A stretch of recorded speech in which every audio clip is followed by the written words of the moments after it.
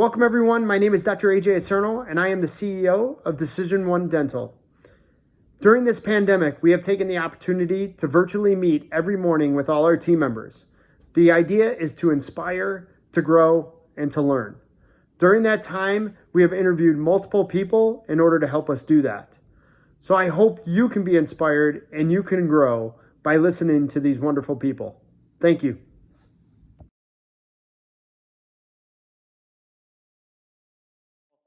Father Hendrickson, I appreciate you being here. Seriously, it is an honor to not only interview yourself, but to interview the president of my former alma mater, Creighton University, which I know it's voted the best school, but I have to say, I think it's the best school. So it's, everybody knows that in our group too. They know that Creighton is the place. So, but it is an honor and I sure do appreciate it. And of course, I grew up with Father Schlegel and Father Morrison, right, in the Creighton world. And so, you know, having you come on board, you know, whenever a new president starts, you're always kind of like, okay, what's this new president like, you know? And honestly, I have been absolutely enamored by what you have done with the university and just your thoughts on the global initiatives and all those things, so which we're going to get to. But the first and foremost thing, I mean, we're in a crazy time period, and of course, happy Easter, and it's crazy time period for all of us during this time. But in regards to, can you walk us through what happened at Creighton with this whole COVID crisis and the university? And of course, we have all sorts of students and teachers and stuff listening to this program. So it would be great to hear what happened and what occurred. Sure, and thank you very much, AJ, for the invitation to join you today. We're proud of the work you do, which is such an impressive career and vocation in your life as an alumnus of Creighton University. The disruption of the COVID-19 reality, this pandemic, it's dramatic for about everyone, really, families and businesses and organizations and institutions. I don't think it's a stretch to say that the disruption in higher education is one of the most acute of those scenarios. That's not to downplay all the struggles people are going through in their lives, especially people who are losing jobs. But our reaction to have to close down our campus. We're a campus of 9,000 students, 2,500 live on the campus. We were in the midst of spring break when it became very clear that business as usual was not going to be possible. And so we started making decisions day by day, sometimes hour by hour within single days, to deal with this reality of shutting the campus down, but maintaining our academic continuity. And I tell you what, two things come to mind. One is this from a perspective of leadership, is I recognize that in all our messages with our faculty, with our staff, and with our students, we're very bureaucratic and very administrative, a lot of information. And after a few days went by, I woke up on a Saturday in kind of a sense of panic, thinking we've missed an opportunity to really personalize for our own community, which prides itself on a sense of community and relationships, how to speak more candidly and with transparency about what we were experiencing. And that shift has really helped. We've continued to push out the emails about decisions and information and how people can track the life of the university. But we've worked really hard to get me and my colleagues and folks from around the university on the camera and in front of people, just explaining what we're experiencing day by day with very personal messages. I think initially demonstrating a lot of empathy. We understand how this is impacting people's lives, especially our students. They sign up to be at a great campus like ours, all the mentoring, the friendships, the opportunities for relationships, and then it's all over for the rest of the year. So that empathy was an initial important expression that I wanted to offer. And then the second was this, it was this real sense of hope, is that Creighton is poised to keep moving forward, to keep offering the kinds of excellent education that we offer, to maintain the community that we take pride in, and to keep moving forward to understand how to impact the world. One thing that was remarkable in all of this is that in a given week, when we realized that the following Monday, we would actually be all online for the entire academic enterprise of the institution, we noticed something like 900, maybe 1,000 courses that were available online and for videotape and virtual reality. By the end of the week, which we designated to rotate online, we were over 4,500 in 1 week.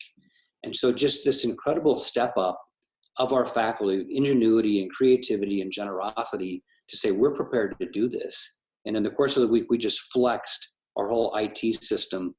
I was talking with a colleague of mine the other day, and we sat on the edges of our seats those first few days of that online week. What's going to happen? Monday went by, Tuesday went by, remarkable.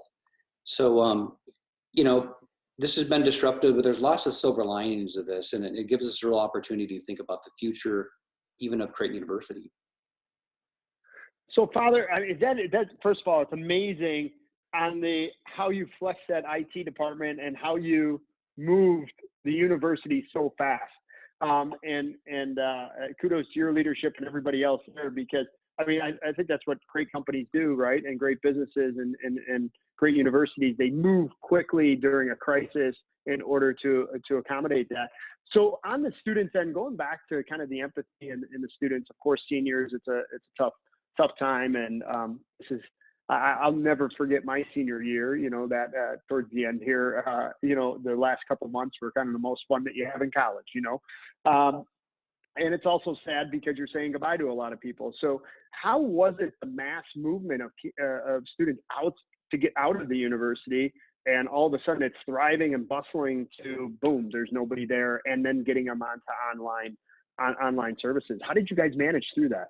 So AJ, initially the students were on spring break, and we made the decision, it was either Thursday or Friday morning, got the announcement out, essentially saying, don't come back to campus. And if you're on spring break and returning from somewhere, try and go home first. So we extended spring break by 1 week. And then we said that following Monday, we're all online. Actually, we thought, maybe foolishly, but we thought we would do so until about mid-September and then bring them all back. And clearly that's not possible. We've missed that deadline. So we had other communications to say we're online the rest of the semester, and we're online all summer as well. So that process was a quick turnaround. It was to mobilize our faculty. That's why we gave that 1 week extension on spring break. We get this faculty back on this campus, get their courses online, get some training, get some IT work. And by boom, on that next Monday, we were full throttle with our IT division and online learning. And we're still in that mode right now, and will be until August. And so, and Father, I don't know if you're deep down into the weeds on this, but what kind of learning and creativity have the teachers done and the professors in order to, now you're probably getting used to a little bit of online training. I'm sure they're developing and being innovative that way also.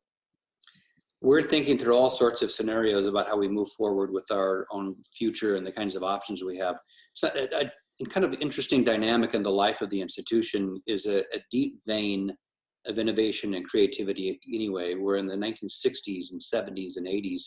Creighton was the first of a kind to step up with certain programs in the nation. So online programs in pharmacy, OT and PT, doctoral programs, the first of a kind in some of those fields. A campus in the Dominican Republic 50 years ago that was set up. Most recently, we're building a lot of university campuses around the United States are contracting. They have been for the last 5 or 10 years. We're building a new campus in Phoenix, Arizona, a health sciences campus, and we have all the health science on this campus here in Omaha: medicine, nursing, dentistry, OT, PT, pharmacy. I just mentioned those. We're building another campus in Phoenix, and so it's this. We keep expanding, we keep nationalizing the institution, we keep sharing something of the mission of Jesuit higher education in new and creative ways. So I think this faculty is really poised to step up, to keep thinking creatively. Lifelong learning is a new reality out in the nation today. It's these adult learners or professionals who are working longer in their careers or wanting different kinds of credentials, better credentials or career changes even. And so we're stepping up to try and meet the needs of that whole kind of new marketplace of learners and thinkers. That's terrific. So a birdie told me, I want to hear the story on this, about a binder. I want to hear the story about the binder. And and I honestly, I've talked to a lot of leaders across the United States. We've interviewed a lot of leaders, and this is probably one of the most phenomenal stories I've heard in the 2 weeks and stuff like that. So I want to hear about the binder. I'll tell you about the binder. We've actually for a number of months have been trying to better understand student retention and success. We have terrific benchmarks in retention. About 91% of our students are always coming back to the institution. The national average is under 75% for campuses. So retention's strong. We want to be even stronger. And so we named somebody to guide our retention and student success efforts. Again, part of that is that Creighton outreach, a very personal outreach to all of our students through mentoring, through undergraduate research projects, through internships. Well, as we set up this retention task force during this pandemic, we also said we have to connect personally with these students who are on these online courses. So I thought if my colleagues are going to do that, I'm going to do the same thing. So I got my staff together and I said, I need a picture, a phone number, the major, and the place where each of our undergraduates lives. And so they kicked out this binder that's like a cinder block. It's on the table behind me in the background there. And I just actually last week after Easter, I just started paging through the binder and cold calling our students on Monday night, Tuesday night, and Wednesday night. Took hours of time. Last week, I think I made 300 phone calls. I'm at 50% pickup rate. Otherwise, I leave a voice message. But I just tell them it's the president of the university. I want to know how online courses are going. And by the way, with tremendous consistency, students are very, very impressed with the academic rigor that's been maintained and with the ingenuity of the faculty, as we were just talking about a minute ago. But AJ, those calls to students, they're a little surprised to be hearing from the university president, and then they're full of questions and comments and all sorts of stories. One student said, "Father, I can't talk right now, but I'd love to call you back. I'm playing Exploding Kittens. It's this card game that's popular out there." So he was with his family. I would probably have been one of the students that thought one of my friends was pranking me and just hung up. I honestly, I think that is an amazing attribute. It says a lot about yourself, but says a lot about the university and stuff that we can learn, because we have patients out there that have that same fears and concerns and are learning through this, and something that I learned, and we're moving on to our dentist. We're going to move on to our dentist of taking that. So that's phenomenal. Tell me something, Father. What do you lose sleep? Understanding there's a lot of question marks and okay, that Creighton's going to come out of this, but what creates you to lose some sleep and say, man, how is this going to go? As we're celebrating something about all this use of technology and the creativity and ingenuity of our faculty, we're also recognizing that a place like Creighton is so good with the personal in-classroom residential experience. And the students I am talking to, they miss that. They miss folks on campus, they miss their friends, they miss this environment, which is intensive in a sense of thoughtfulness and service and connection and community. So I'm losing sleep over the fact of what we'll do this fall. I would really like to open up this campus for in-person, in-classroom residential experience. And we're not going to do anything to compromise the safety of our community, faculty, staff, and students, and the community of Omaha around us. So we'll be very judicious in what we're able to do.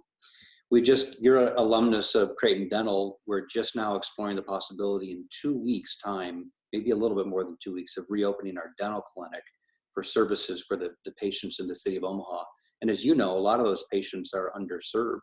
And so the outreach of Creighton Dental to our north side community and our south side community is really important.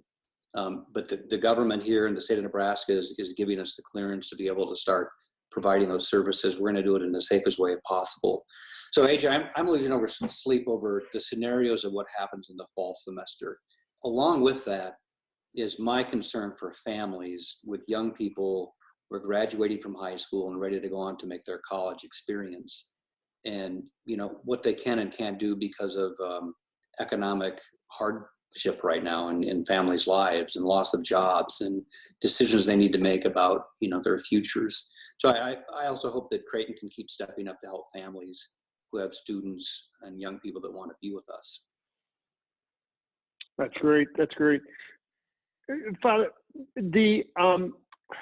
probably a few months ago, we sat down for dinner, and one of the things that I thought was pretty amazing and really touches on a point that I want to. We actually just had a huge mission trip that was, we were supposed to leave this coming Friday, on a mission trip. Of course, that was canceled.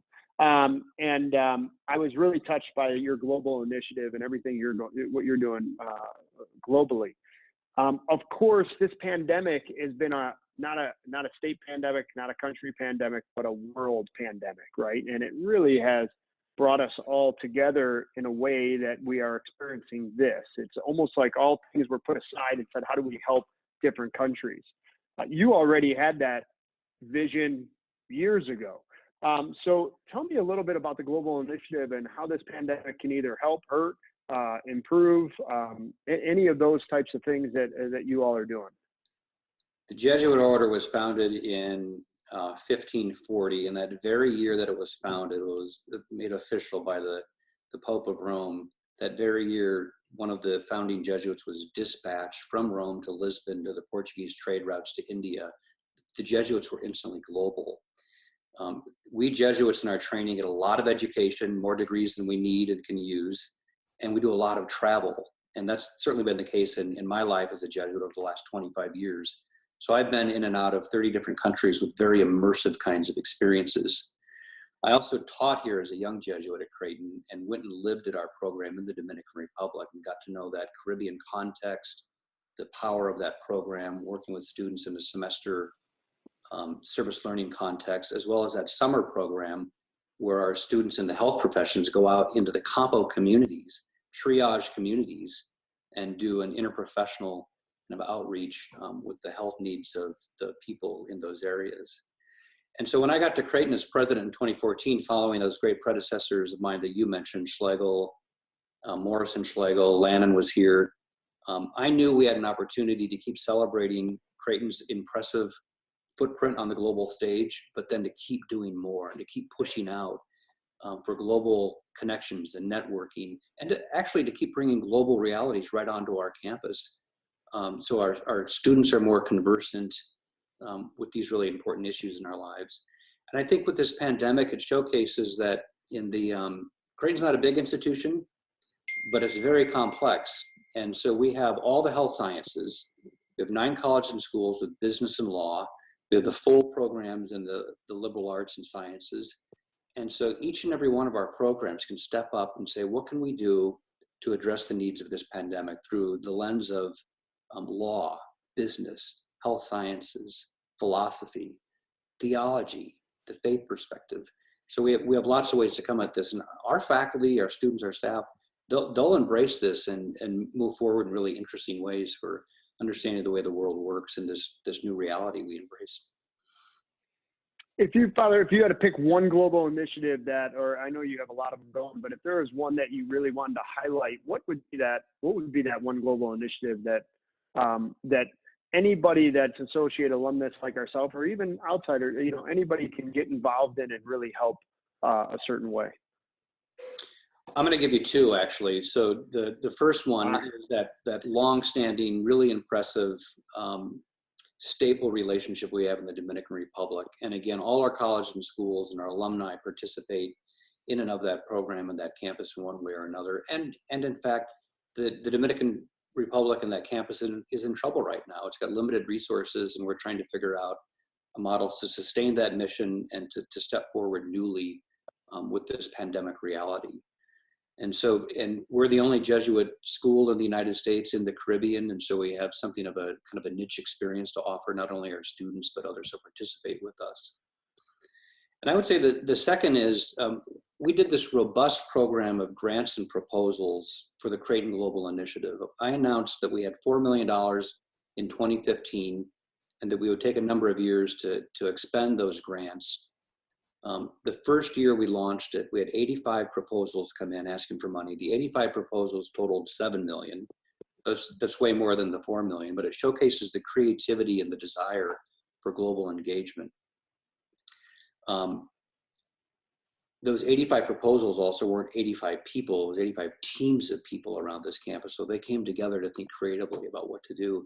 But participating in that Creighton Global Initiative and providing the kinds of resources and the funds to keep our faculty, our staff, our students, and our alumni engaged in those programs for outreach would be so helpful. That's great. That's great. Well, thanks, Father. Well, I will tell you, one of the big questions that came in was, I told everybody that I was going to be interviewing the president of Creighton, right?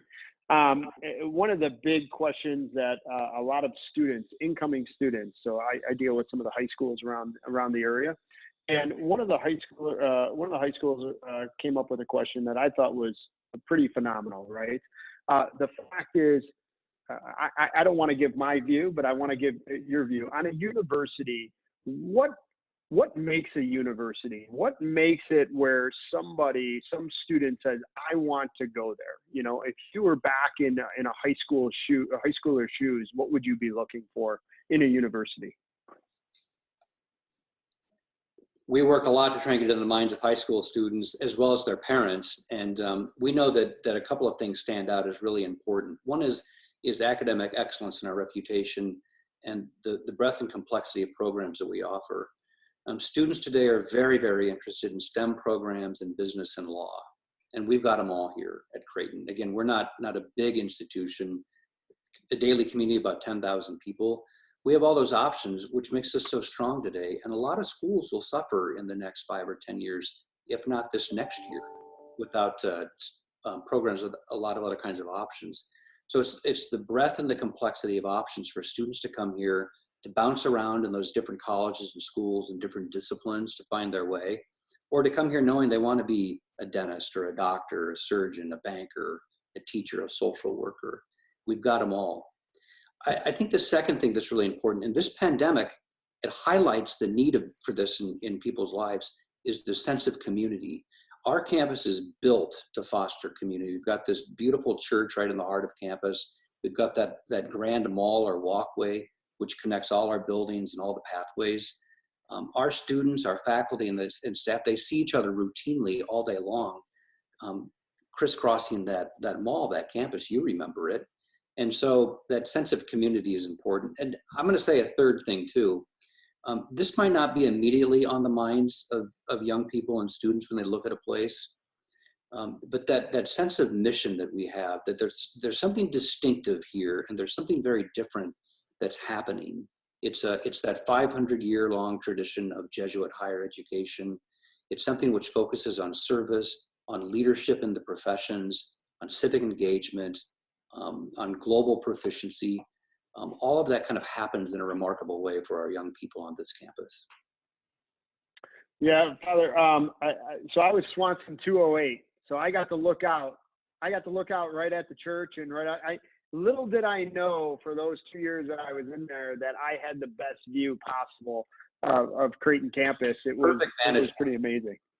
But I will say that it is that, you know, DecisionOne Dental, we are small community dental practices that thrive on relationships with our patients and their families and the community.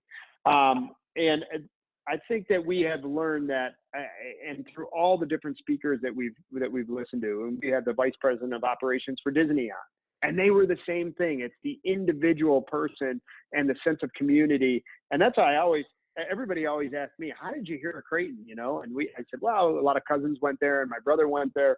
I said, but as soon as you walk on campus, it's small, but it offers everything. It also enables you to have this sort of sense of community, like you were saying, but it's even more than that. It's your friends are going to be there for a lifetime that you meet there. It was an amazing experience for myself. Go ahead. You know, one thing that comes to mind also is we have that sense of community, the engagement across campus and different programs. We have national recognition for hands-on experience, direct hands-on experience in two ways. We get national recognition for undergraduate research projects, and that means a lot because we have very ambitious students coming to the university. They want to go on to graduate and professional school or get jobs immediately when they graduate. So we have something like a 99% success rate in making that happen in the lives of young people. But that undergraduate research program brings the youngest of our students in with the most seasoned of our faculty, engaged in science and business and law and all those things that facilitate good thinking and skills in the lives of our students. And the second, also with national recognition, is internship experiences. Now in the Heider College of Business alone, we have something like 6,000 internship options for 1,000 students. There's actually a little bit more than 1,000 students, but roughly that's 1 in 6 options for any given student in the school there. They can't do 6 internships, but a lot of them do 2 and maybe 3 in their time here. So they're on campus getting great work in the laboratories, the libraries, and then they're out in the clinics and corporations and courts getting great hands-on experience. That's amazing. I'll tell you, one of the things, I don't think you know this, Father, but I did 4 years of osteoporosis research when I was at Creighton, and I just kind of fell into it, and one of our professors got me into it, and it was amazing for me to do that. I think the other aspect is that when I look at Creighton as a whole, you know, and probably our last thing that I'll talk about, but when I look at Creighton as a whole, from how it was just literally 6 square blocks, city blocks of Omaha when I went there. And when I go back, I mean, it is immense, you know, and the growth of it has been tremendous. What is the future? What does the growth look like for the future of Creighton University? And when I went there, I think there was 4,000 undergrad, including the graduate, is about 6,000. Now it's around 10,000, you know, 9,000. What does the future look like?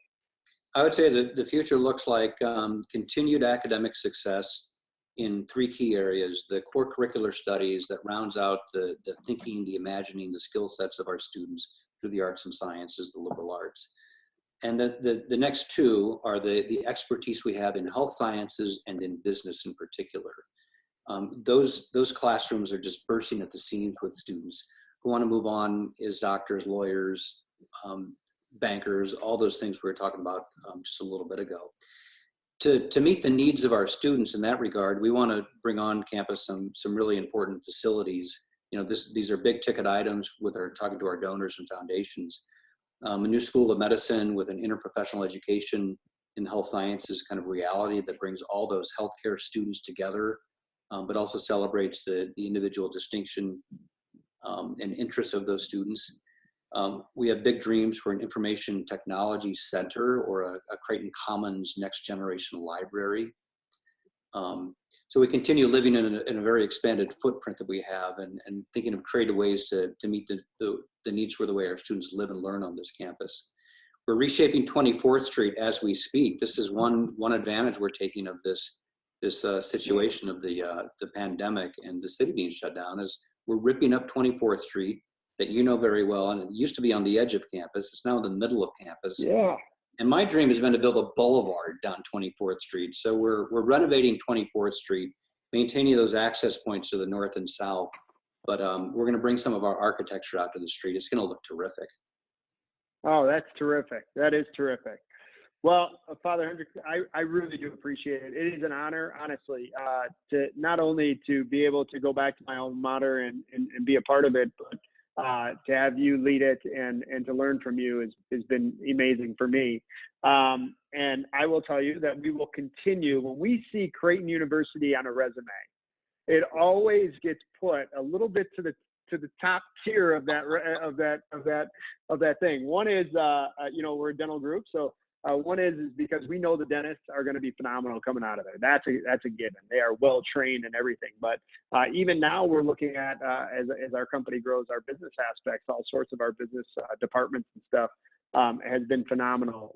Learning from Creighton and all that aspect. So Father, I appreciate your time, and I thank you very much. Thank you, and thanks for what you do, and thanks for making Creighton so proud. Absolutely. Thanks. Thank you. Father, thank you so much. I appreciate it. I'll talk to you later, okay? Thanks. Bye-bye.